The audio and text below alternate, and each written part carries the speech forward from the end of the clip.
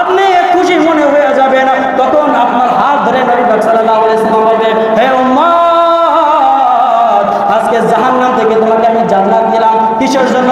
তোমার অন্তরে আমি নবীর ভালোবাসা ছিল, তাই জন্য আজকে আমি তোমাকে জান্নাত দিলাম। ওরকম মিজানের পাল্লার কাছে বসে আপনার নেক আমল যদি হালকা হয়ে থাকে, নবীর ভালোবাসার কারণে, ঈমান থাকার কারণে আপনাকে ওই মিজানের পাল্লায় আপনাকে পার করাইয়া জান্নাতের মধ্যে নেবে। এবং যখন হাসরের ময়দানে আপনার হাতের মধ্যে আপনার নেক আমল দেওয়া হবে, বদ আমল দেওয়া হবে, দুইটা আমল দেওয়া হবে।